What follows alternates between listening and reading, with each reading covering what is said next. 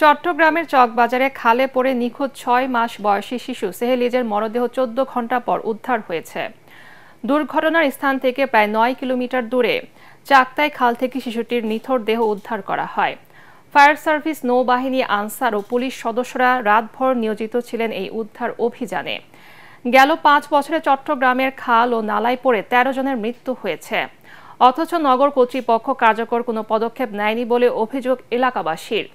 চট্টগ্রাম থেকে আরও জানাচ্ছেন সৈয়দ তামিম মাহমুদ।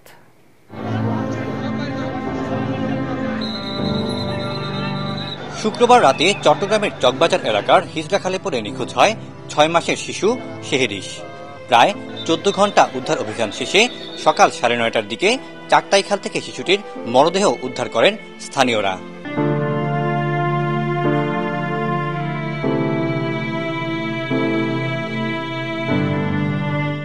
মোড়ের মধ্যে হাত মানে শুধু হাতটাই দেখা যাচ্ছে।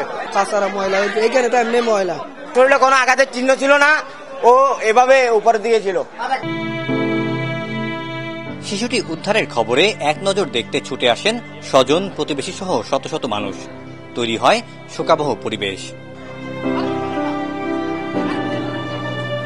বাচ্চাটাকে আমরা হয়তো করতে পারিনি, বাট অন্ততপক্ষে বাচ্চার মৃতদেহটা তাদের পরিবারের কাছে আমরা ফেরত দিতে পেরেছি। চট্টগ্রাম মহানগরীতে গত ৪ বছরে খাল ও নালায় পড়ে মারা গেছে ১৩ জন।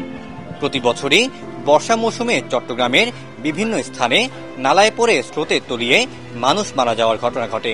এই ৪ বছরের মধ্যে ১২ জন মানুষ নিখোঁজ হলো, মাত্র ৪ জনের লাশ পাওয়া গেল। এভাবে তো চলতে পারে না। বারবার এ ধরনের দুর্ঘটনা ঘটতেছে, এগুলো না ঘটানোর জন্য আমরা একটা প্রতিকার চাই। এটা আমরা সবসময় সরকারের কাছে আবেদন করবো, প্রশাসনিক আবেদন করব, দ্রুত যাতে খালের মধ্যে খাল সব ভালো করে যাতে আমরা যাতে নিরাপদ স্থান বসবাস করতে পারি। এলাকাবাসীর অভিযোগ, মানুষের নিরাপত্তা নিশ্চিতে কার্যকর কোনো পদক্ষেপ নিচ্ছে না নগর কর্তৃপক্ষ। সৈয়দ তামিম মাহমুদ, এটিএন বাংলা, চট্টগ্রাম।